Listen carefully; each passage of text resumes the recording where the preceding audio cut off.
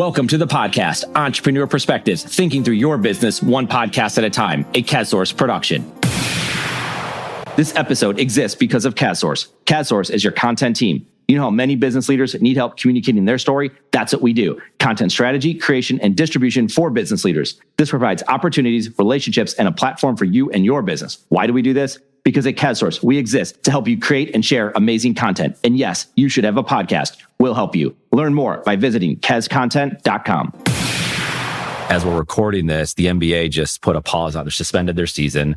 The NHL is considering it. So these things will all play out by the time we put this thing out there, and things are going to change from that. And sure enough, here we got a former Olympian in the house, and yes, we're looking at the Olympics this summer. I mean, right around the corner, and there's decisions that are going to have to be made. They have time. Yes. So we talked about it before. They got until probably around the end of May to start making some calls. But you know, you look at the Olympics, it's every 4 years, and there's training regiments that are in place to say for a specific day, right? Like you have to be ready on this day. So what is it like? What do you think it's like right now? And you're in touch with current Olympians. Well, I had to stop you there really quick, because you never stop being an Olympian. That's right. Former Olympian. Yeah, I know. You never stop. You know, you're right about that. So I am an Olympian. That's right. Yeah. No, I talk to all my buddies and all my friends, and it's one of those things where their coaches are telling them just power through, just keep training. Yeah. But it's so hard, I'm sure, to focus on trying to be ready for that day, especially like for us in swimming.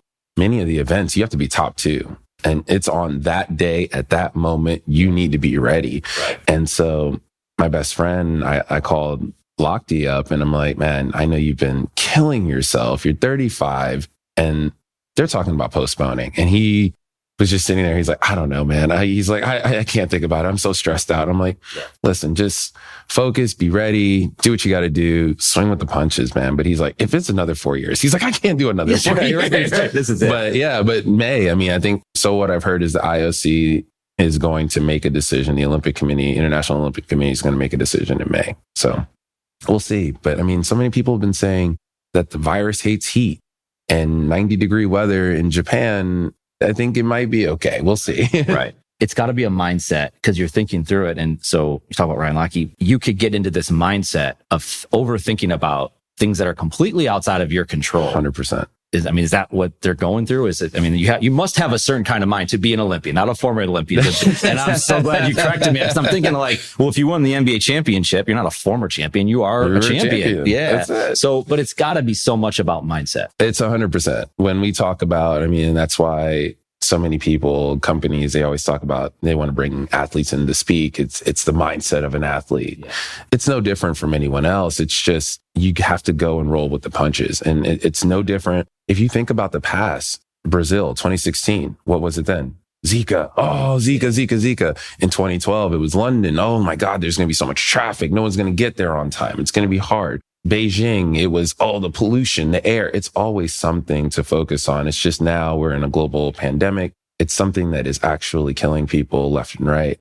And the cases just keep on coming. So of course they have to think about the safety of the people viewing the games. And I think they're going to take that into consideration. I just, with everything that we're hearing, it's an aggressive flu. It's a very aggressive, 15 times what the flu is. So you don't hear about people having the flu in the summertime, and which is when the Olympics is going to be. So I think it's going to be interesting. I think the athletes are going to have to stay strong mentally and focus on, either way, you can't let up on training, because if they say yes, those are days that you're missing. So I had this whole talk with Ryan.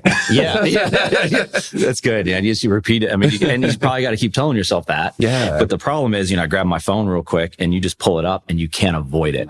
And there's a lot of downtime. If you watch an athlete, there's a lot of downtime. And they talk about, no matter what sport you play, a lot of times you're just sitting there, maybe you're in the training room, maybe you're working out, maybe you're just taking a rest or lying in bed and watching Netflix, and you pull out your phone and it's gonna enter your mind. And so it's pings left and right. Yeah. You can't, and you got to control your feed. But this one, I don't even know if you can control your feed on this. This is showing, the NBA. So if you just watch basketball all the time, you turn on ESPN, right? And it's going to show Absolutely. Up in there. We've talked to just any type of athlete. We've talked to a lot of soccer, football players, and they talk about the goalie position. And there's such a mindset there. And they've seen better goalies than them not make it because they didn't have the mental side of things down.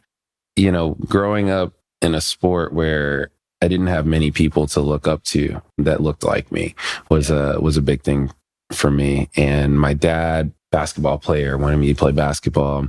I remember sitting there watching Jordan play, and he was always like, that's an athlete. That's an athlete. He puts his team on his back when the team needs him. And so I grew up a Jordan fan from the beginning. And then as a Knicks fan, maybe not so much, because he always put up like 55 points against us. You're a Knicks fan and a Jordan fan. Yeah. Still a Knicks fan. Look, I am committed. I am a Knicks he's fan. In here. John Priore's in here right now, man. He's in the Knicks fan. We stink. But stay committed. I'm not gonna jump ship. But I pay attention to my Hornets here. I've been in Charlotte for so long, but we're not doing too well here either. You gotta get some news. But he was like, Jordan, that's the guy. And I just remember that game when he had 102 fever and like Gatorade put up the whole thing for him. And so that was what an athlete was. And so I looked to him, and there were many times where I was sick, and I remember being the anchor on a relay, and my dad was like, this is your Jordan moment. And I was like, okay. And I would swim so fast just because it was that moment where I was like, this is my Jordan moment. But I never had someone like a swimmer to look up to. I looked up to Gary Hall Jr. just because he swam my event. But when I became an Olympian, it was my goal to have other kids that looked like me be able to look at me. And he said something about the focus. My focus was laser sharp going into 2008. And then going into 2011, I had just an awful year because my focus wasn't right. I was, like you said, social. I was a social guy. I was hanging out. My life had changed in 2008. I was able to do things like travel and go and have fun and have that life that I didn't have before 2008. So I went through a lull of just like, I went to China, swam, and I remember one of the coaches being like, this really sucks. And I was like, what? He's like, one of the fastest 100 freestylers in the world can't get his stuff together to represent Team USA and is sitting on the sideline. Ouch. Yeah. But it was hard truth. It was a hard truth. And my mom was just like, what was that? And she's like, you're not going to disrespect the Jones family. If you need to either quit, you got a gold medal and a world record, quit or get it together. And so that focus was, I had to feel what it felt like not to. And then after that, it was full steam ahead. There's some things you said in there. One of them is it almost wasn't about you when you were really dialed in, because you're thinking about other people at that time, which clearly you're doing today. So it allows you to get outside of your own head to say, this isn't just about me. Obviously, you want to win for yourself and what all those different things, but there's more to it. And you're able to put in the work. I remember the line what Muhammad Ali said, people ask him like, why do you run so much? You must love running. He's like, I hate running, but I like the idea of being champion of the world. And you're just like, that makes a lot of sense. Yeah, and you hear that, you're like, it's that simple. Yeah, another one I looked up to. Just the confidence. Because everyone's like, you never talk about swimming. You're so humble. You never do that. And it's like his confidence was just unmatched. And to go through what he was going through at that time, where many people were hating him because he wasn't going into the war and doing what most people thought was the right thing for him to do. Yeah. Man, so much respect for Muhammad Ali. We're watching the Ali movie right now. My daughter's read his book, like who was Muhammad Ali? She was 8, 9 years old now. And I told her that Cullen Jones is coming to our office today. And I explained that she wasn't around when you were swimming not that long ago, right? But thanks for that part. He's an Olympian. He's an Olympian. Yeah. But so I said, what question would you ask him? She's like, how long would he have to train for the Olympics? How long would he have to train for the Olympics? I mean, I'm like, that's the question. Is an amazing question. My coach would love to answer that. That's a deep question. Yeah. All right. So our training season, we don't really get off. There's no really off season. We'll take like a week or two off depending upon what our coach and the swimmer have to come to an agreement. But for an Olympic year, we would usually start in September, and then we would train all the way through until the following August. My coach would say I wouldn't dial in focus until probably March. He said I had a boxing mentality between March and our big meet in June. That window of time, he said there was no stopping you. He's like, if I asked you to run through a wall, you would probably do it. For me, it was too much to be training, especially when I got older. It was hard to be as consistent as younger swimmers. But when I got into that window, I would say that 3-4 month window, You couldn't tell me anything. I would run through a wall. Yeah. So you're doing here and there, but this is the real training. Yeah, like I'd be at practice, but I wouldn't be pushing as hard, keeping myself fit, and from time to time do things that were somewhat remarkable and fast. But it was the consistency of just pushing myself through my limit was definitely March to June. Yeah. All right. I want to go way back now, because this is when you started. And this is, again, your Players Tribune article. And this story's been told, and you obviously know where I'm going. So you're at the amusement park and you're not a swimmer. You don't really know how to swim. And your mom and dad are there. And you go down some water slide, I believe, right? And a tube, and there's a certain way the tube's supposed to go, and certain things are supposed to happen. And a lot of people are there, a lot of things are going on. And I think you wanted to go down the slide, or you wanted to challenge yourself a little bit. Well, my dad was doing it. So that's the guy. I was focused. I wanted to be him. And so he wanted to get on the biggest ride there, and I wanted to follow suit. That was it. No questions asked. I'm doing it too. So we went down the ride, and I was tall for a 5-year-old, but very thin. So when I came down the ride and hit the pool of water, I was supposed to like skip across to the shallow end. Well, I hit and flipped upside down immediately. And my dad told me not to let go of the inner tube. So I'm holding on to an inner tube underwater, and I had to be pulled out, resuscitated. And I remember my dad and the lifeguard over me and being like, Cullen, are you all right? And the first thing, if you know anything about me, I am a jokester off everything. And the first thing out of my mouth was, what's the next ride we're getting on? That's great. Almost drowned. And the first thing out of my mouth was, you're not getting me out of this water park. I'm going to go have fun. Let's go to the next ride. But my mom was like, your mom's not letting that happen again. Yeah. How does one go to an event like that, or have an event like that, and respond the way that you did to say, I mean, was it your mom? I think your mom had said something along the lines. Yeah, Eric, my mom was like, you're going to learn how to swim, because she herself didn't know how to swim. My dad knew how to swim a little bit. And so they were focused on me getting to learn how to swim, but I was actually pretty terrified after that. I would imagine so. I love I love the water, but it was like, I didn't want it to come up to like my navel. I just wanted to sit in it and splash in it, but I was not as fearless as I was before.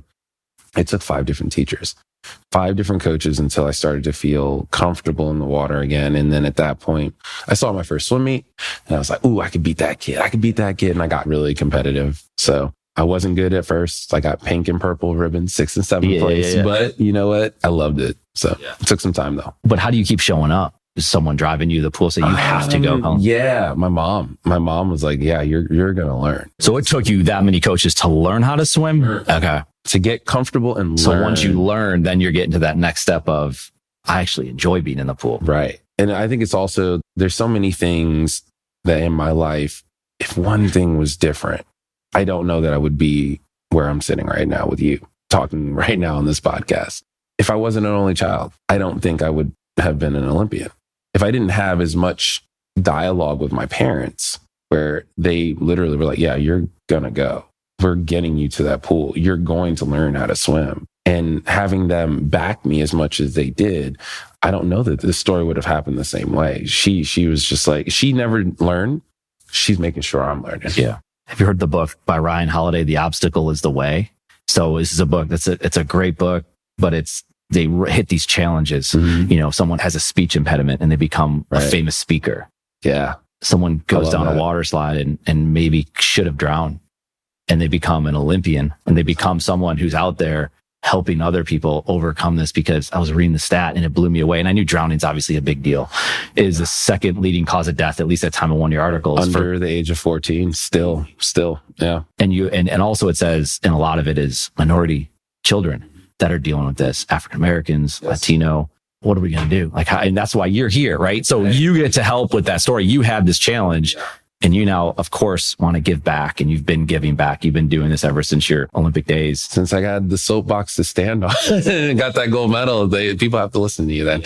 So I started working with Make a Splash. It's an initiative by USA Swimming Foundation and Phillips 66. And at the time, 70% of African Americans didn't know how to swim. 60% of Latin Americans didn't know how to swim, and 40% of Caucasians didn't know how to swim. So like when you think about that, that's a large population of the US. It's not just minorities. It's just children in general just are not learning how to swim. In Australia, where swimming is one of their national sports, to not know how to swim there is to like not know how to drive here. So to give it perspective, so I started working with them. We travel. I talked to first responders. Every place that I went, well, there was a drowning. And I would talk to the families if they came out and it wasn't too close to the incident. And I remember in 2009, it was my 4th tour stop working with Make a Splash. And we were supposed to go to Houston and we had to change it because of what happened in Shreveport, Louisiana, where there were 7 children that drowned, one after the other, trying to save the other child.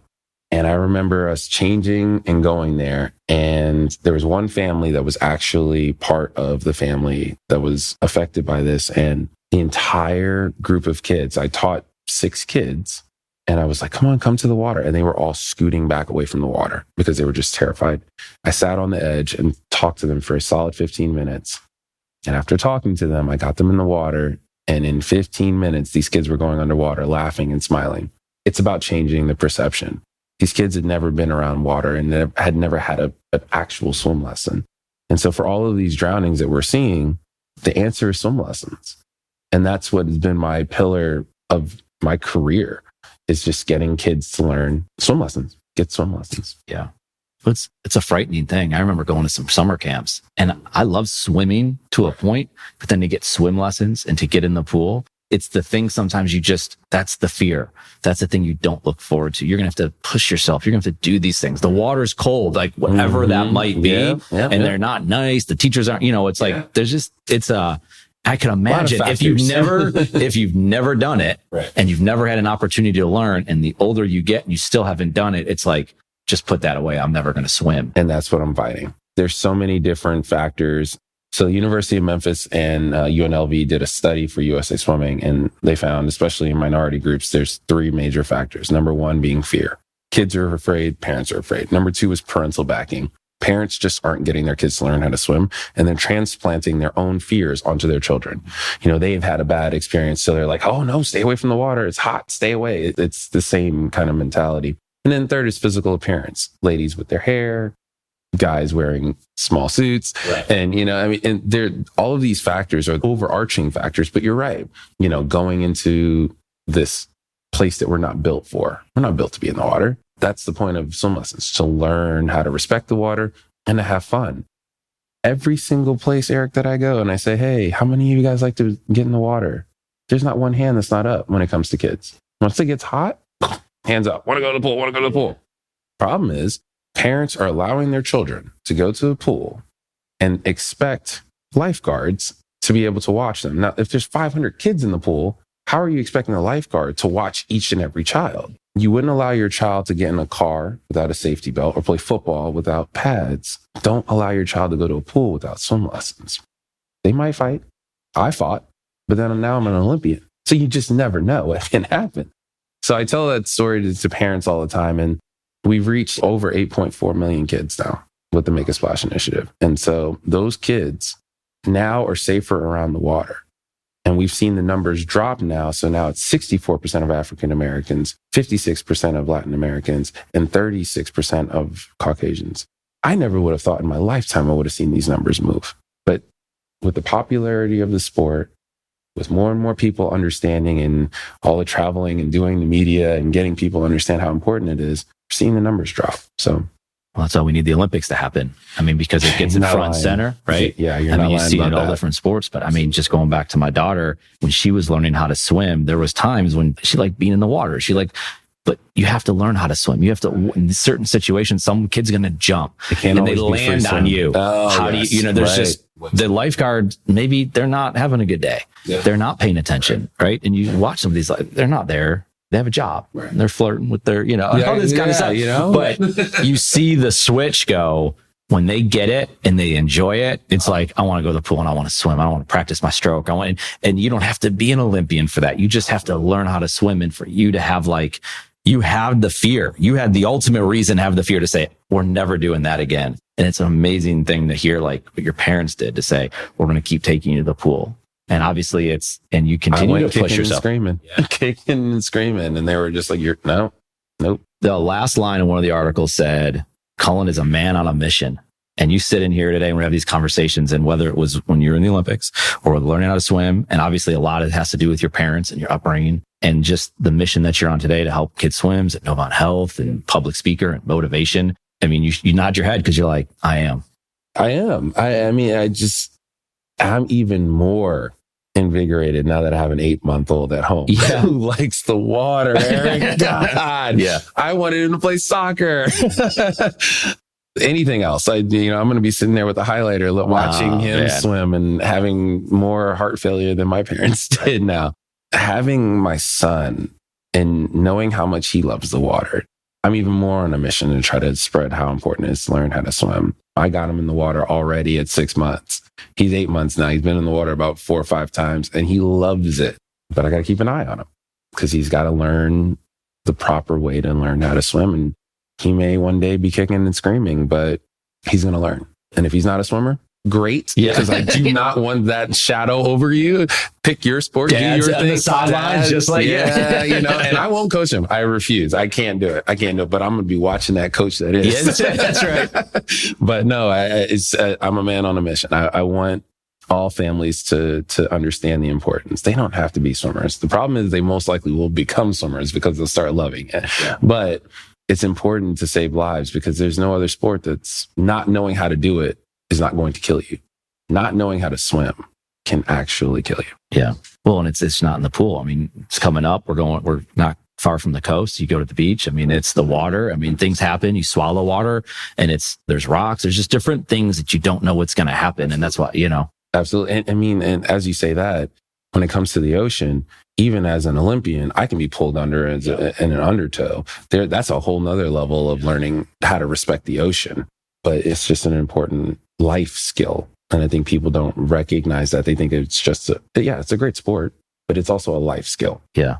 Did you play a lot of other sports? This is something you touched on because you're talking about your son and being a swimmer, and youth sports is a big thing. We're like, well, he's going to be a swimmer. He's going to be a soccer player. He's going to play basketball. And we start specializing. The kids start specializing at very young ages. And I would imagine, the Olympians that you've worked with and trained with before, they played other sports. Yeah. I could only absolutely. Maybe with the exception of Michael. Yeah. I'm pretty sure he was built for the pool. He was built for the pool. I think he did do a couple of other things, but swimming just took over. And there's just a point where even for me, swimming took over. I played basketball. Sure. I was in gymnastics, and the beauty of the gymnastics piece, because I wasn't tall at that time, but I learned the mechanics of my body and awareness of my body and how my body moved, so that when I got into the pool, learning to do flip turns was easy for me. And learning these types of things was easy because I understood the mechanics of my body. And I think that's what sport literally teaches you. It doesn't matter what you're doing, whether you're running, whether you're swimming or doing gymnastics or whatever it is, it teaches you your body in a different way. So I did a lot of other things. And my dad, and this is not I'm going to say something that's not very popular. I'm sorry. I'm going to say it. My dad was super competitive as a basketball player. He wanted to be drafted by the Knicks, and he actually was getting drafted, but never actually made it through. He was competitive. We played hot hands all the time, slap hands and stuff like that, and make me lose. And it just built me up. But when it comes to the business world, when it comes to the sports world, it's always about trying to be better, stepping into that next thing. And so I think that that's so important. Now, I understand the competition medal where, hey, everyone gets one. Everyone gets one. I get it. Participation trophy. I get it. But I think that it's so important that we teach our children that if we want to get better, we have to work at it. And if everybody thinks that they're going to get something, it really kills that mantra that the harder I work, I am now given something because of the hard work that I've done. When you look at sport, LeBron is LeBron because LeBron worked hard. Kobe's Kobe because Kobe worked hard. Michael Phelps, same way. Steve Jobs, same way. It works. And as our young people start to move into these positions of being the best of something, the only way that they're going to do that is to understand that it's important at the foundational level that it takes work. You're not entitled to anything. You're not entitled to anything. Yeah. Sorry. Yeah. Yeah. Sorry. Yeah. You're just not. And there's a realization in that, and talking to someone like yourself, who's a leader and has overcome a lot to get where you are. And you'd said it before, a learner. and a thinker. Like I see it, like you're even thinking through things as we're talking through it today. You had a lot of, your thoughts. You've talked about this stuff often. I know that, but you're still thinking through it. And I'm saying things here that I haven't said in other things. Yeah. I'm always, there's always this stuff there. Yeah. And you're thinking through it and a reader, right? And before we started talking, like, you read a lot and you want more. You want to continue to evolve, to continue to do more. 100%. I mean, I just think that's a huge thing I want my son to pick up. A buddy of mine, and I'd never heard this before, but he said leaders are readers. And it kind of blew my mind because I was like, do I love to read? Not always, but I love what I get from it. And there's so many leadership books out there. And so my favorite right now, I finished it like a couple months ago, was Extreme Ownership with Jocko Whalen and Leif Babin. And I mean, it's insane. And you told me they have a podcast, which I'm going to like pick up as soon as I get in my car. Right. I just catch so many things that parallel my life. And as a person, and I give everyone credit when I'm on stage and get to talk and get to do my motivational speaking, but I just pick up gems everywhere because I'm reading all the time. But that wanting to be better, wanting to evolve into the next step is something I learned through sport. I learned through swimming. I learned it through school, but I learned it more through sport. And that's what I want that for my child. I don't care what you do, but I want you to play something. I want you to do something. I don't want you just sitting at home. So that's important to me. I heard a line and it was, read what you love until you learn to love to read. And it's like, if you like reading recaps of the game last night, just read that and keep reading it, or sports stories or whatever. Science fiction is a high level of reading, I understand, but like, and then all of a sudden, then you'll start challenging yourself more and you start reading new books. And it's amazing when you go on that journey, because I didn't read I read, but I read what I enjoyed reading. And then you read some more and you start challenging yourself and you start picking up books, and then you're fascinated by it. Like, my 13-year-old self would be like, what are you doing, man? Exactly. I hated to read as a kid. And I'm an English major, which blows it out. I was like, I hated it. And my gateway was actually audiobooks. Yeah. I'd be driving and I'm like, let me, I love listening to music, but let me do something with my brain. Right. And so I started listening to audiobooks, and then it moved me into, I didn't remember that. Let me get the book. And so I will literally buy the audio and the book so that I can, tag team that so I can understand or go back and check it out. And it blew my reading up big time. So we talked a little bit about it earlier. I want to finish with this, but Sprint 41, it's your company. And I know we had little technical difficulties earlier, just to make sure. Sprint 41, Novant, motivational speaker. Give me a little bit just on that, on Sprint 41 and all the different things that you're doing. So I started Sprint 41 in 2010, just because I was traveling so much with Make a Splash. I was doing the public speaking, and I was going to events and just living the life of an Olympian, celebrity, whatever you want to call it.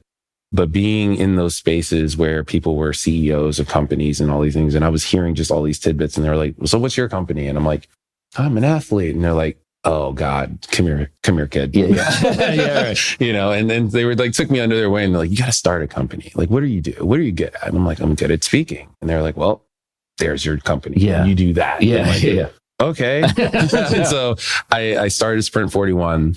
It was under kind of Cullen Jones, the athlete, because that was my focus, was being the athlete. And so it's interesting to see how things have shifted now that I'm putting Sprint 41 first, because I'm not in the water anymore, but I am in the capacity of coaching and teaching. So Sprint 41 is my work as a coach, giving lessons. It is me giving, the bigger piece is giving motivational speeches. And it ties into what I do for Novant as well, obviously. Yeah. It's kind of hard walking around. I have my USA ring. I've got my Olympic ring, and I've got the tattoo, because we have to have the tattoo if you make the team. It's hard not to have that kind of come up when it comes to my job at Novant, but I love it. I love speaking about it. I get a lot of questions like, do you mind? Everyone's like, oh, call me Olympian. I'm like, no, I work my butt off for that. So no, it doesn't bother me. But Sprint 41, it encompasses all of that. And for the most part right now, I've been blessed to be able to give speeches for Boeing and Deloitte and McDonald's and Bank of America, and recently Novant. It's been really cool to be back home. And I think the Novant one was the hit most because I was home. Everywhere else has been everywhere else. But be here was awesome. Yeah. I could see it, man. I mean, I see the leadership, the motivation. You're a dynamic guy. You got a lot of going on, like we talked about. We're not trying to put this thing in a box, but you're enjoying it. Smile on your face, and obviously passionate about the sport. It's a part of you. It's a big part of you, and it always will be. And that's you can now collide that with the different things that you're doing and use analogies or stories, examples of how you got to these points. So beforehand, I had been reading a lot of different articles about you, Cullen, and you had obviously the Players Tribune article, and then there was a local article. And something stood out, and it was at the very end of the article. And it says, you have no limitations on what's going to happen next. And I see that in all the different conversations we have. And it's obviously, you don't just get there overnight. You're like, oh, I have no limits. I'm just going to make it. We're going to make this thing work. It's going back to a mindset that I believe is developed through many years of practice and training and surrounding yourself with elite people. We obviously talked about this mindset for an Olympian because they're dealing with things that are completely outside of their control. I mean, just in another things you can never even imagine. But it's all about that mindset. And it's the athlete that is going to be able to not overly concern themselves with what's going on and the things that they don't control. That's going to perform at the best level at whatever it is they're going to do, whether in a swim meet or the Olympics or in business or in life or all those types of things. As we look at athletes and Olympians in particular, I believe there is this mindset, and we've talked about it. I want you to touch on that as it relates to, wow, things are outside of your control. I got to focus on this. Is it the athlete with the best mindset has the best opportunity to do the best thing that they can possibly do with whatever it is they're going to do next? Well, I think that was my biggest piece, because that Players Tribune article was a while back, and I was still deep in training and focused on 2012. And I was like, this is my focus. I wanted to hear my name when it comes to hearing Team USA, Cullen Jones representing Team USA, and not just being a part of Team USA relay. But the biggest piece of what I was saying that was, you can't control everything. And my coach always told me, control the controllables. When it comes to swimming, your goggles can pop, your suit can rip. All these different things can happen. So stand behind the block with a backup pair of goggles. You stand behind the block with a backup suit and cap, just in case something happens. But you know what? Inevitably, something is going to happen. You can only control as much as you can control. And that's what I learned from that. And so when I said that, I didn't know what the next step was after swimming. I didn't know what my focus was going to be in. And thanks to a lot of mentoring and a lot of friends that have told me, I kind of narrowed that into something. But that it's all about being as prepared as possible. When it comes to business world, you don't go into a meeting just walking into a meeting. You practice learning who the person is that you're going to be talking to, the business that you're going to be talking to. You control what you can control. You don't know what's going to be said in the meeting, but you just have to be walking in there as confident as possible. And I think that's the mantra of an athlete, a successful business person. You never know what's going to happen. Someone's going to throw you something from left field, and you're going to have to adapt. It's about being able to adapt where needed, but being as confident as possible walking into a situation, especially when it comes to the Olympics. We have to be top two in our event on that given day. If you are not top two on that day, you don't get to go. You can't control that. Yeah. You just got to control what you can. There's a few things there, because you're talking about outcome. You have to be top two, but your coach talking about your goggles. And correct me if I'm wrong, but I sort of remember an event, and it must have been the Olympics, Michael Phelps, and something happened to his goggles, right? Like, I think it was right before he was about to start. Mm-hmm. Yeah, so that 100 fly that he swam, where he in Kavik, his goggles were like filled with water. That's right. And so even at the highest level, things don't always go according to plan. And he would say that to me like every single day. Things don't go according to plan. Things don't go according to plan. And you have to react. So I dove in the water and my goggles just filled with water. That doesn't mean stop. Oh, okay, well, we'll start all over. That's right. Mulligan, let's do it again. Like, nope, that doesn't work. Because if you don't hit that wall, you're not going. And that's kind of the beauty of what like the sport is. And if you can translate that into the business world, I think you just have a leg up. Because you have to understand that, you know what, it's not going to go perfectly, but if you're prepared, you're going to have the best case outcome. Yeah, there's a couple things in that as well, because you're talking about this mindset and you're talking about on the athlete side and you're talking about business. And then for an athlete, for an Olympian, for anybody, basketball player, there is this transition. And when we talk to athletes and we talk to people in and around sports, and they say that is one of the most difficult things that we're dealing with. And we're still going to go back to some stories from the pool, but there's this transition thing. And over the last, I'd say 2 years, I drive my daughters to school. And one of the things that we love doing is listening to this podcast called The Punies. And it was done by Kobe Bryant. It was done by Kobe Bryant's team. And my youngest daughter, she loves sports. She loves basketball. She knows different players. She comes down. She's like, Dad, you know who Joel Embiid is, right? So she's into it. My middle daughter is a dancer and she's a runner and she's, all girls. So anyway, they know who Kobe Bryant was because of this podcast. And I know you had interactions with him because as we look at these transitions, he was like the guy that did it. And he seemed almost in this new world of these things that he was creating and he's doing. And it became top of mind. I was like, wow, this is the guy that I'm paying attention to. And then what happened. And it's just devastating for so many people. Yeah, I know it is. Absolutely. But for my daughters to know who he was because of not basketball, because of other things that he was creating.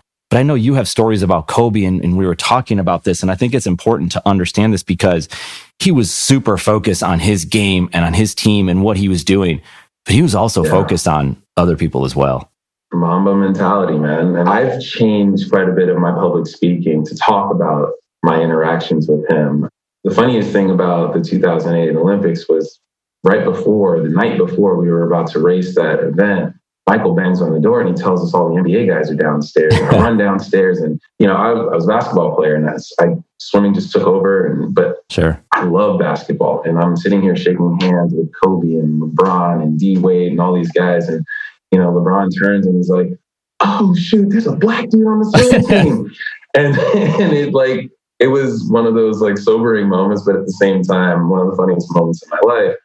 And I was just able to kind of take that moment in and recognize the fact that these guys actually looked at me as an athlete. It wasn't, oh, I'm a basketball player and you're a swimmer. It was, we're Team USA. And I think that was the most important piece of it. And the coolest piece of it was that we were Team USA. It had nothing else beyond that. It was the power.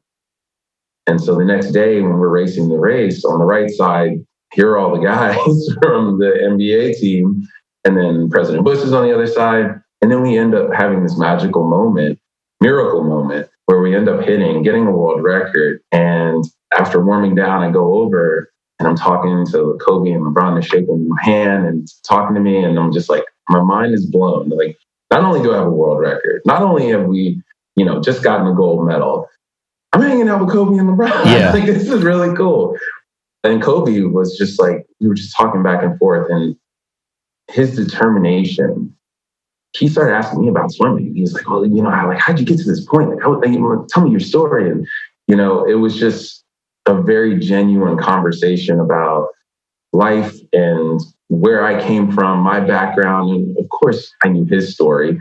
When other people weren't watching, he's sitting there shooting free throws. When other people aren't watching, he's just practicing dribbling. He's practicing. And I had very similar moments in swimming, but to see that parallel and to see his determination to, even at his level, somehow figure out how to get better, it just speaks to the fact that your daughter, who never really watched him play besides probably highlights really, knew him because of podcasting. I mean, let's be real. That's where everyone's getting information now. People are in their cars, in traffic, everywhere. Yeah. And what do? We pop on a podcast, and we're just, that's how we're getting our bites of information. And that's where she got it from. He took that Mamba mentality, that focus, after he stopped playing basketball and retired, and brought it into the business world. And he had so much of an effect that it wasn't just the Gen Zers and the boomers that were paying attention. It was your daughter that actually was affected by him in a positive way. He took that forward-thinking mentality of I'm going to take this focus and bring it to business. And that's what we want to see in all athletes, but it's the hardest thing. We talked about this before. For the Olympics, we have to focus on something that's 4 years away.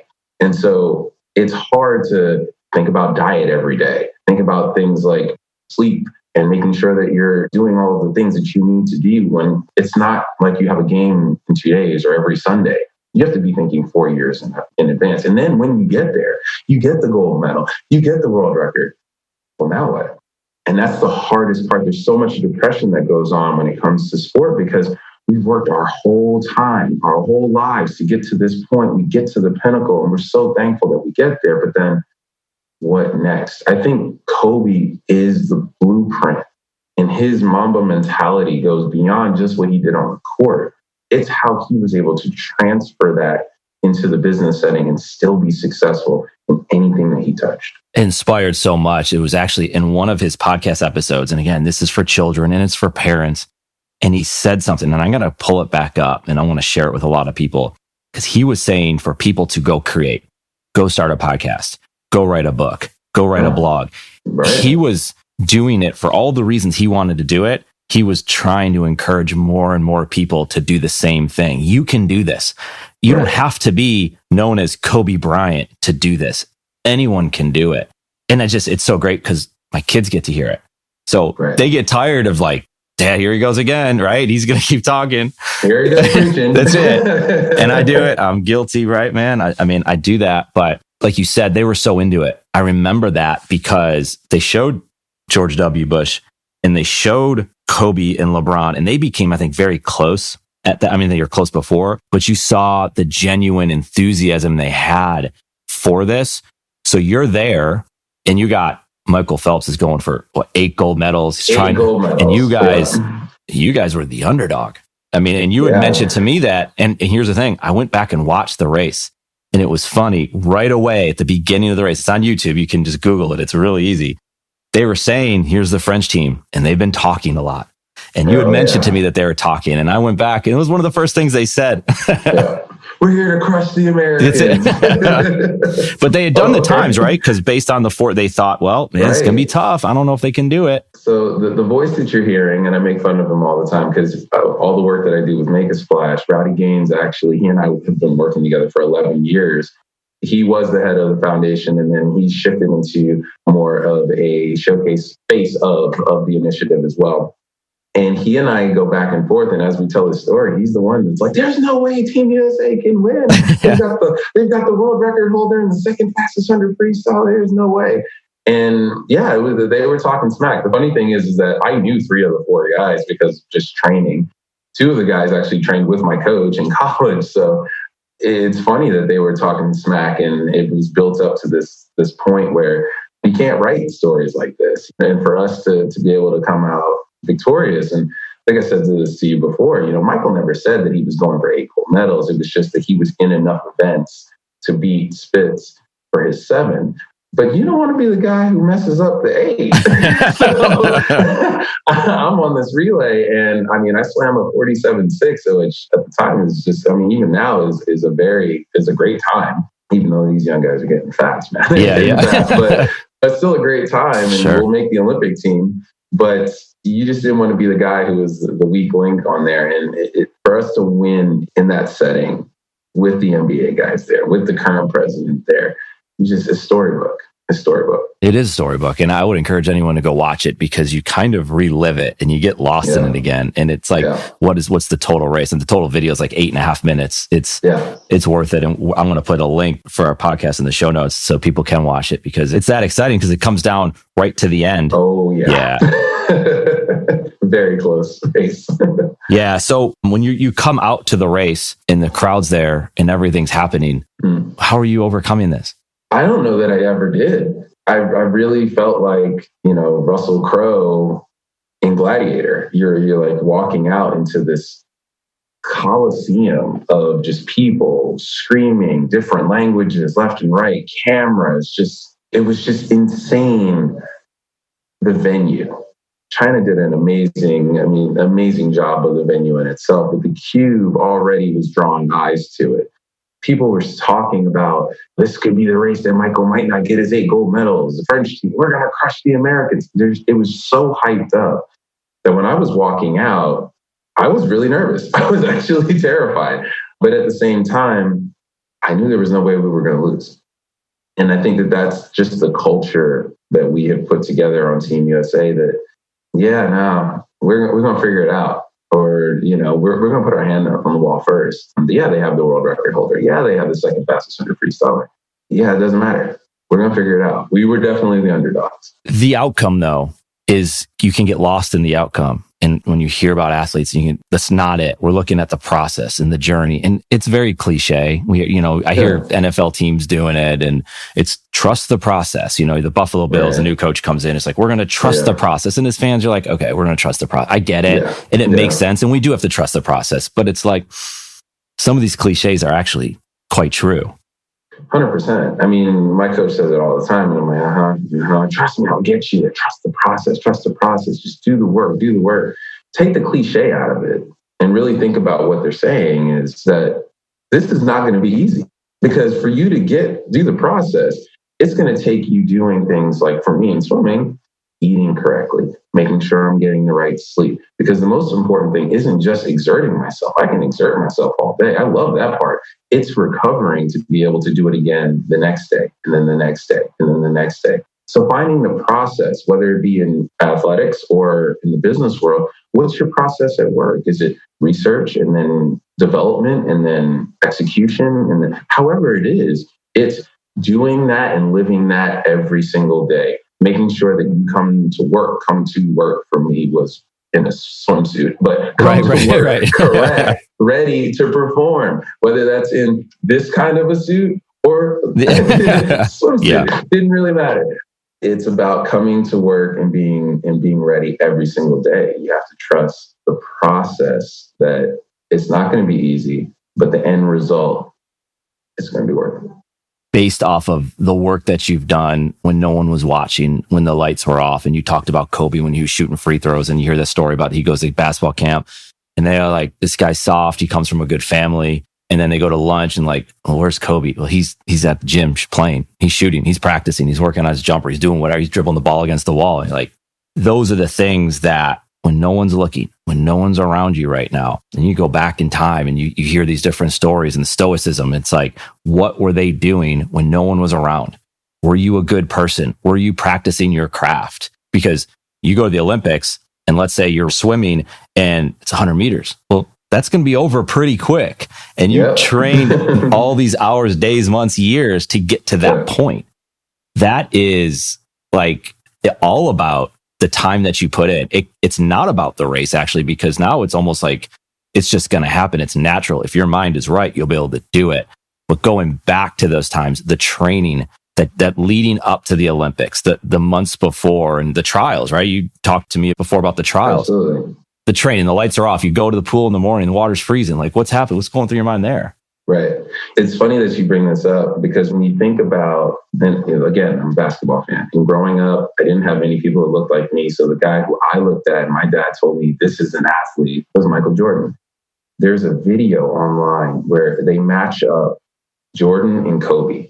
And it's mirrored, like every motion when it comes to the fadeaway, to the last second shot, to the jump and the celebration, it's all mirrored.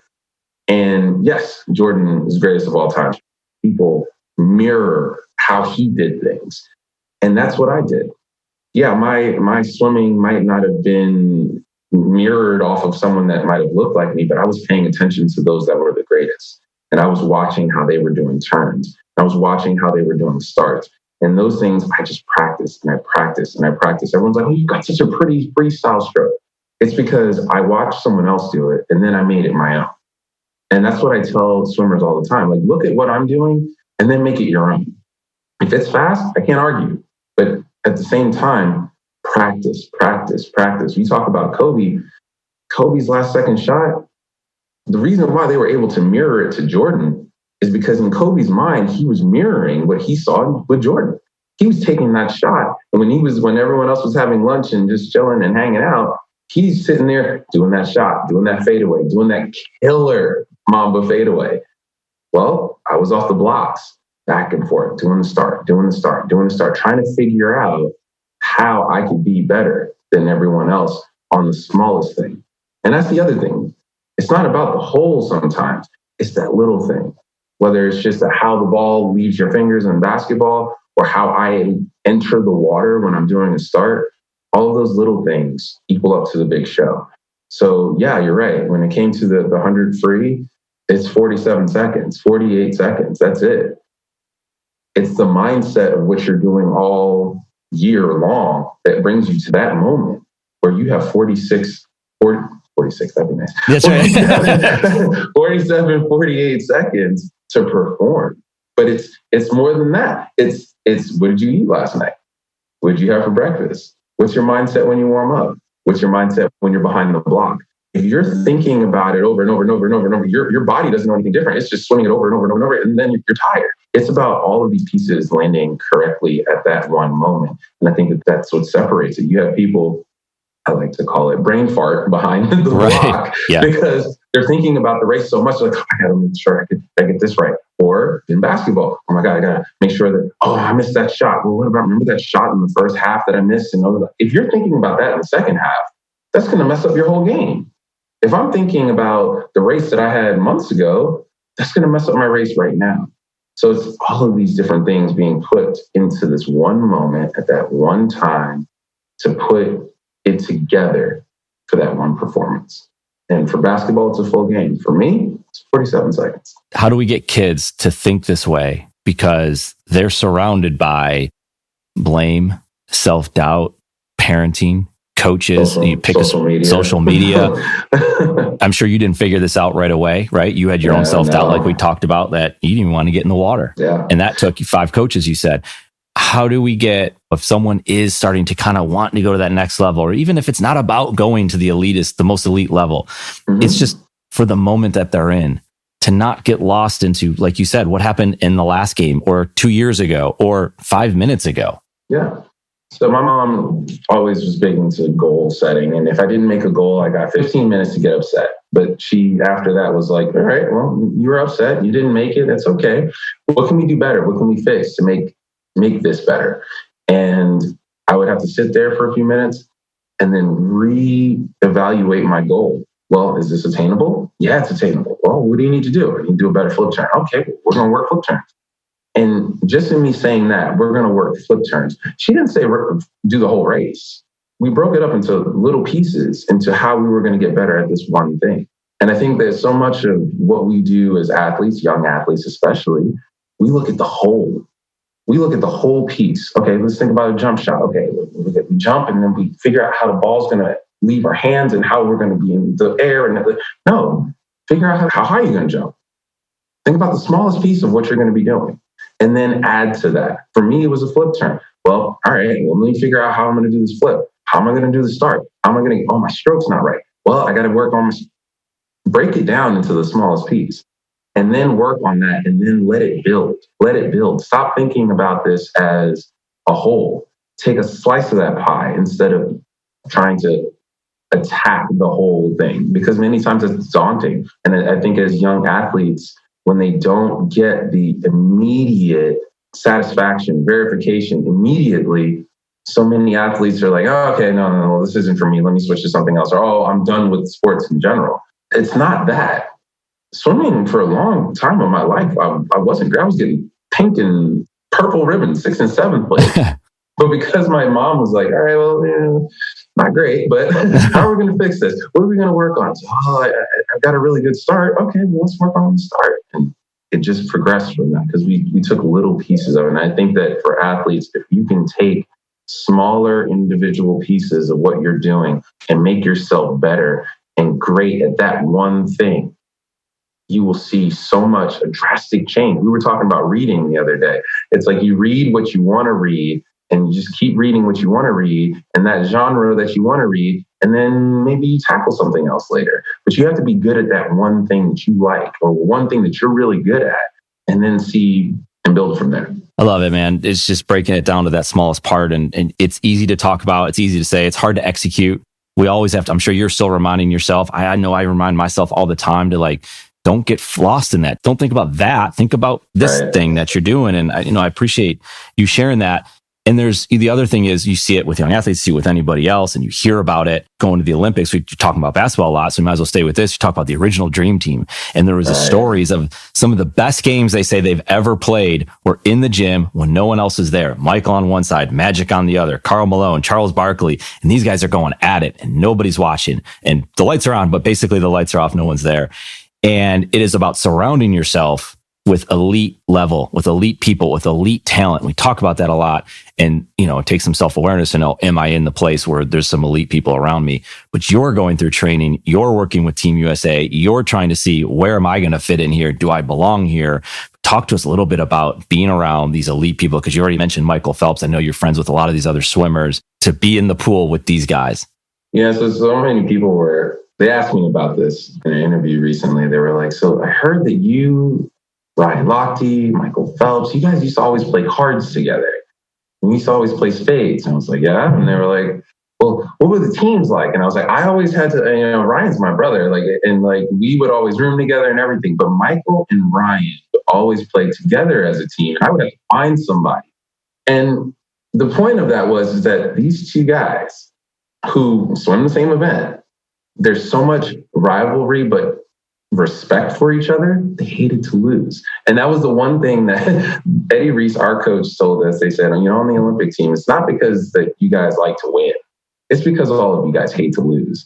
And it was one of those moments that we started looking around, and the first two people I looked at was Michael and Ryan. I'm like, yep, you guys hate to lose.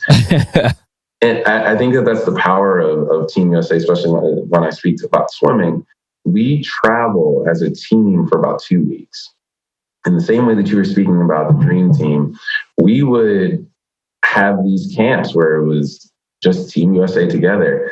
And we would have relays where we would just go head to head. And they were some of the most intense. I remember watching Michael and Ryan race against each other. No one else was there. It was just the two of them going at it. And the rest of the team is literally just sitting there and watching these two titans going at it. And it was one of the coolest things, because at the end, they both looked like they wanted to barf. But you just saw that, it was so inspiring for everyone. And I think we all had those moments. When we did relays, we all just kind of fired each other up. And it's surrounding yourself with excellence. And it's something that D. Wade said to me once. He goes, it was after the 2008 win and world record. He's like, your life's about to change. The biggest thing that you need to recognize as an athlete is some of those people that you have around you are not going to be the people that you need to have around you. You need to have the right people around you, the people that want to see you succeed, the people that want to push you further. And I got to get a taste of that every single time I was a part of Team USA.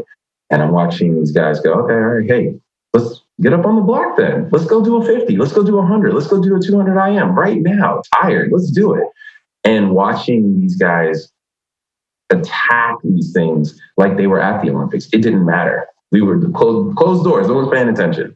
If you can take that into the business world, if you can take that into whatever your field is and have the right people around you, there's no way you can't be successful.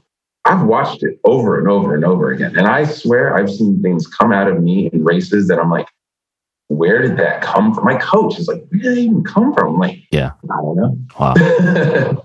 Always competing. It's to hear what D. Wade said to you, and they've not caught him, but I saw All-Star game 2 years ago, and he's walking out there with D'Angelo Russell, and it's his first All-Star game, and he was saying something similar. He's like, you're one of the best, right? And he was like, then he started talking. You couldn't hear what he was saying, but it was something along those lines. It's like, man, you got to surround yourself with the right people, which is, again, a lot of these things easier said than done because you don't know. And you have this unique story of this is the guy that almost drowned. He shouldn't be here right now. And had all these other obstacles that had to overcome, because you would talk to me about showing up to the pool and you're like, what's this guy doing here? You hear those stories and it's angering. It's frustrating. That's one of the most ridiculous things, but it's the reality. So it's not fake. It's real. And so you're having to deal with more than probably just the average swimmer who grew up in a pool, right? Right. No, I mean, growing up, like I said, my dad, he wanted me to play basketball. That's all he wanted me to do. So when I switched to swimming, he was just like, what? And then And he's like, all right, well, if you're going to give up basketball, this is what we're going to do it. And he just almost a little too much just supported me in what I was doing. He was always there. He started coming to practice, especially when he got sick, and he passed from lung cancer when I was 16. But he started going to every single practice with me and like started looking at other swimmers. Just pay attention to this guy. Look at this guy. Watch. Why is he doing it like this? He just became a student of the sport. And that was one of the things he left with me. And I remember I started getting better as he was starting to get sick. And it was because of him making me realize I needed to be a student of the sport. And that's what got me to start looking at other people and practicing how other people were doing, just like Kobe watching Jordan. It was me watching other swimmers to try to get better and be a student of the sport. That's hard to do when the people that you're looking at, you start to notice, don't look like you. And I was a part of a JCC, a Jewish Community Center. And let me tell you, everybody on that team welcomed me like no other. And I felt more at home on that team than probably any other team that I was on. But it was very, very obvious that I was in a sport where a lot of people didn't look like me. When I went for 2008 and got the gold medal, you get a little soapbox when you get a gold medal. That's right. People have to listen to you then. I knew that this was my platform. This is what I wanted to do. I wanted to speak out to other kids of other nationalities and other religions and other backgrounds and say, dare to be different. In the Black community, if you're not playing basketball or running track or football, it's like, what? Lacrosse? Swimming? Huh? It's something that's different. And I always say, dare to be different. It's something that I tag on my social media from time to time. Dare to be different. Do something different. It's okay. But it was definitely something that was daunting. I had parents who said, oh, shouldn't you be playing basketball? And my dad, I remember, my mom, she almost killed that lady. My dad had to grab her real quick. Like, hey, come here. And my dad came to me. I was about 15.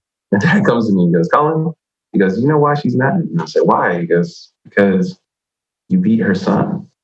And she didn't expect you to beat her son. And you don't let that woman stop you. You don't let anybody stop you. And Eric, I got to tell you, that was the beginning of haters for me. Yeah. 15 years old. It was like, all right, well, cool.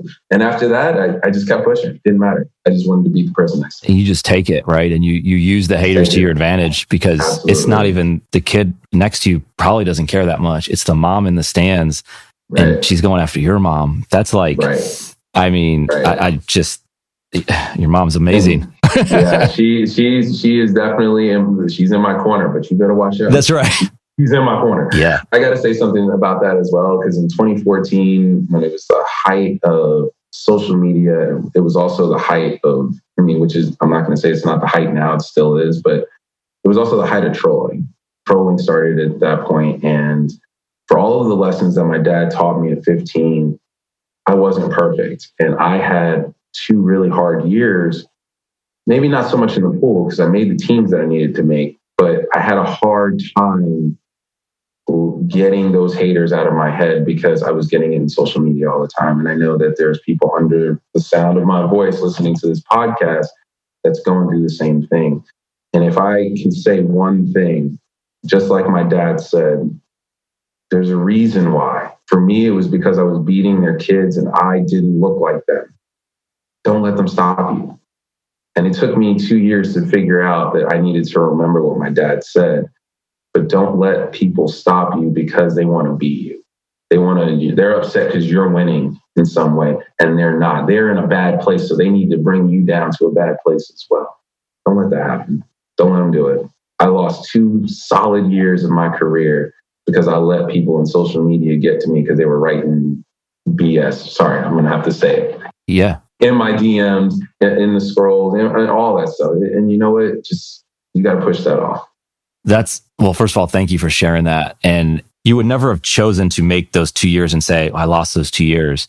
Do you see yourself of having to go through that, kind of like you've gone through some other things, to say, you can say that today because you did go through it. You're a better person as a result. Now, you'd love to go back in time and maybe switch that, but you don't regret it because it's helped you become what you are today. Do you think about it that way? 100%. And just to get, I'm right here on the pod, I'm going to be really, really open about it because it took me 3 years to actually talk about it. I have alopecia. So alopecia is where your hair follicles just stop growing. So yes, I have a bald head. It messes with your nails. And I was going through a personal hell because I was looking at the mirror and I wasn't seeing what I expected. You know, I had a beard and a mohawk, and I had all these things that like I attributed to who I am. And so there were people writing stuff on me. What's up with Cullen? What's going on with it? He looks like a cancer patient. What that? And I'm listening to all this stuff and it was getting into my head.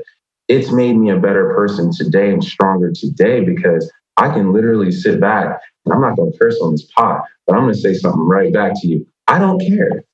I'm still as strong as I ever been. I wish I could do those 2 years again and tell myself back then, don't let these people bother you.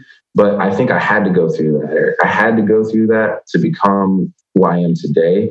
And if I can tell young people today that are so caught up with who's liking my things or who's paying attention now, oh my God, I'm not getting these followers. If you get yourself surrounded by that, it is stressful. It's anxiety. You don't need that in your life. Just keep putting out content. Keep pushing for what you want to do. I don't care about somebody who wants to talk about me having a bald head. I don't care. I'm still going to post this selfie, though. That's it, still man. Cute. It's still cute, though.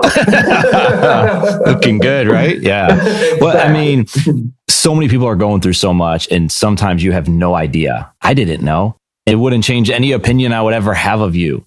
You know, but people are going through things and it's different, right? Someone's going through something different and you just don't know. And for you to talk about it, for your friend and teammate, Michael Phelps, he's been, you know, obviously he's the most decorated Olympian of all time. Mm-hmm. Yep. He's come out, talk about mental health because I get it. You can get so caught up in what you're doing for the fans, for the team, for your teammate, for whoever that might be. And there's been other athletes, but he seems to be like, if he wasn't the first, he was one of the first in the era of social media, like you're talking about, and has spoken up about mental health. We're seeing, you know, different leagues, the Premier League, as I've talked about in the UK, they have Heads Up campaign and their players, they're not talking about the game. They're talking about how's your mom doing? How's your house? What's it like to be in a new city? Things that are like, man, I'm really struggling with it and I'm having a hard time, or I got this health issue, or I got whatever those things might be. And Michael Phelps, like we said, he was one of the first in this era to do it, to speak out about it. And I know you've talked to him about it because it's been in a major transition and it's helping. And more people need to hear that story as opposed to trying to just brush everything aside to say, no, I'm just going to keep pushing through because inevitably, well, you're going to come to this thing. It's like you couldn't keep going anymore.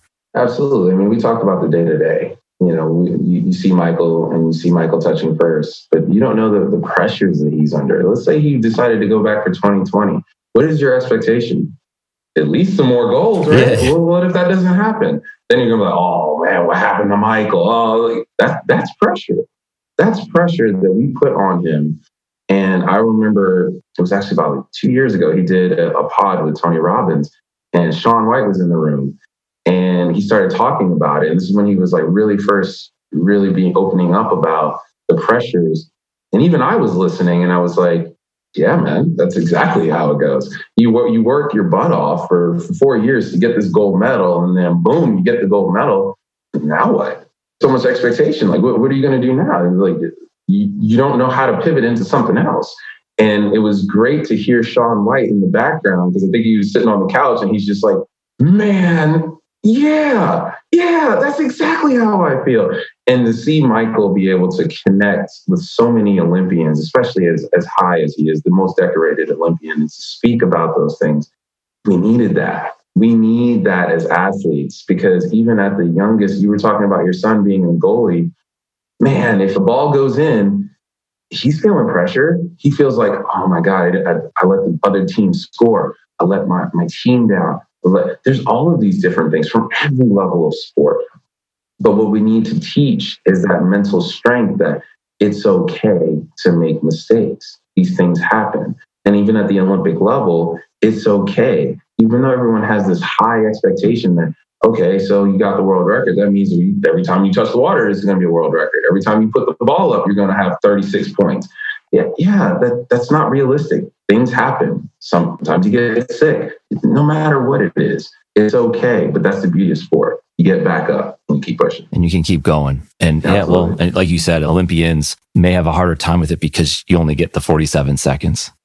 But you're there and you're giving it everything you got. And like you said, dare to be different and keep pushing in that. And that's what you're doing. And it's obvious with the mission. As I said before, this is a man on a mission and in a lot of different things, helping people out and, and spending time doing these things and being on a podcast and being upfront and being honest, just being real about it, because there's a lot of people out there and you can help them out. And because you've been through these things. Yeah. The one thing I want to ask you, and we can get you out of here, is that event when you were a kid and you were in the water slide, and we went through this already. Yeah. Today, and obviously you talk about it and you must think about it. Does it come up? Like, is it more conversation today? Like, or is it something like in your mind when you're not talking about it, when something else is going on? Do you go back to that time? It serves quite a few purposes for me. If I'm talking to someone who's afraid of the water, they've had a traumatic episode, I use that story to level with them, to get them to understand that, like, anything is possible, because I almost drowned and then became an Olympian. So if that's not the proof that anything can happen, I don't know what is. So I use that story in a way to relate many times. I also tell that story to motivate when it comes to parents, getting them excited and getting the kids excited about, honestly, Eric, you don't have to get kids excited. Once it starts getting hot, the first thing they want to do is run the water. That's it.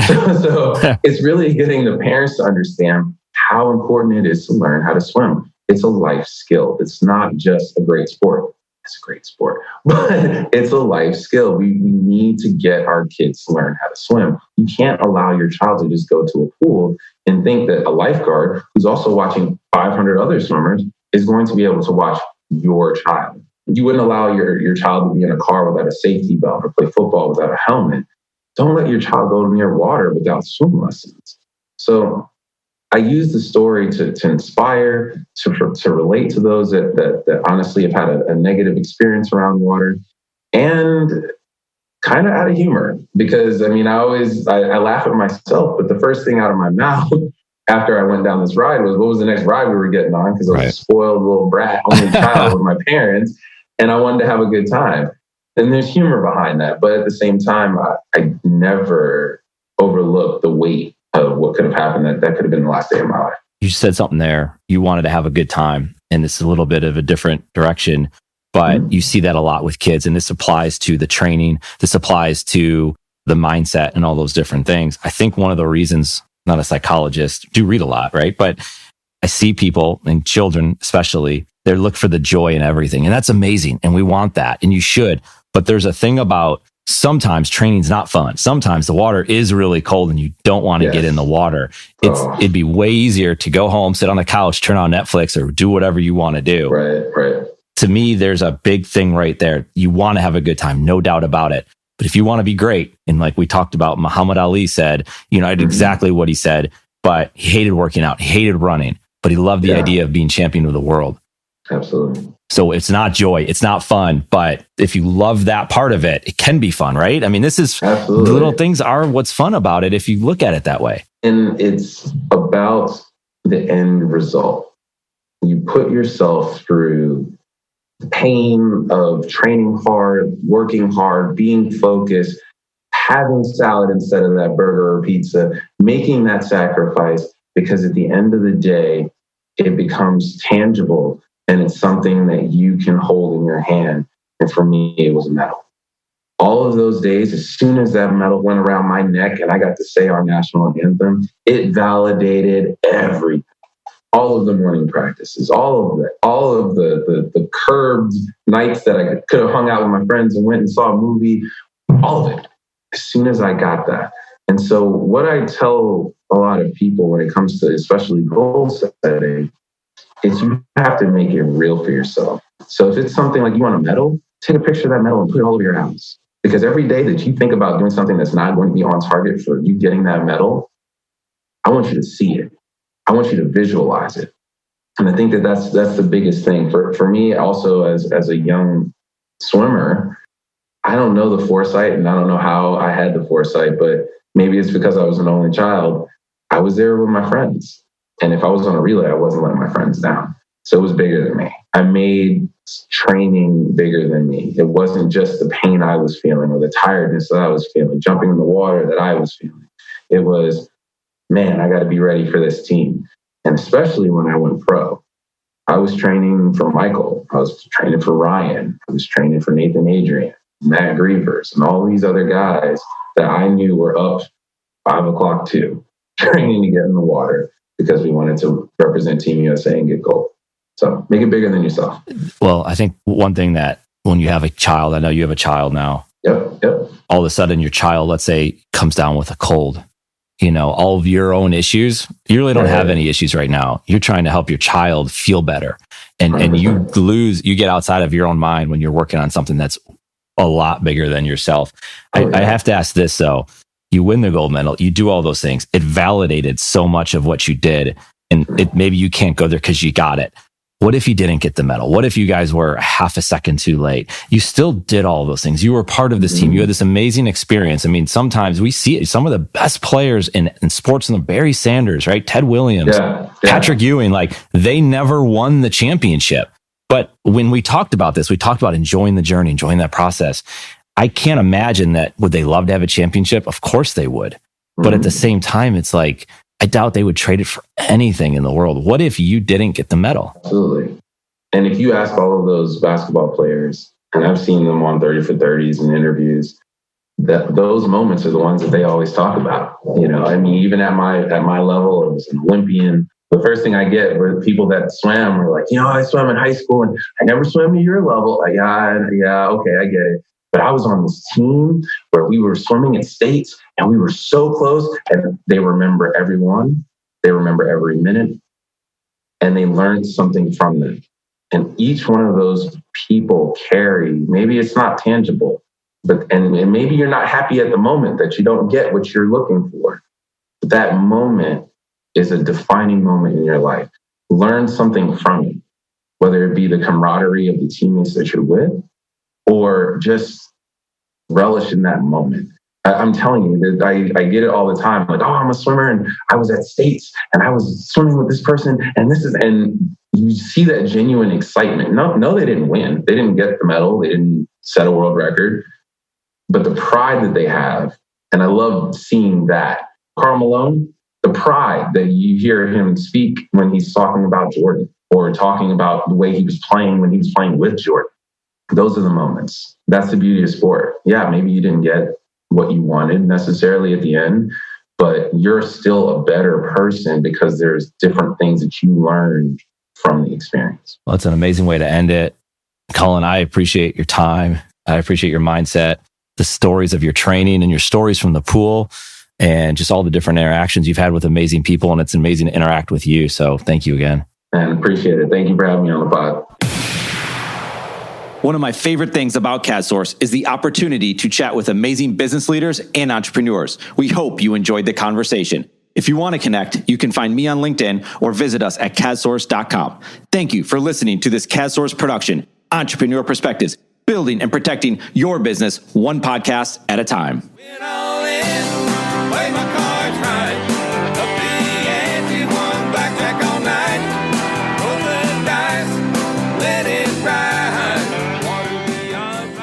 This episode exists because of CADSource. CADSource is your content team. You know how many business leaders need help communicating their story? That's what we do. Content strategy, creation, and distribution for business leaders. This provides opportunities, relationships, and a platform for you and your business. Why do we do this? Because at CADSource, we exist to help you create and share amazing content. And yes, you should have a podcast. We'll help you. Learn more by visiting cadscontent.com.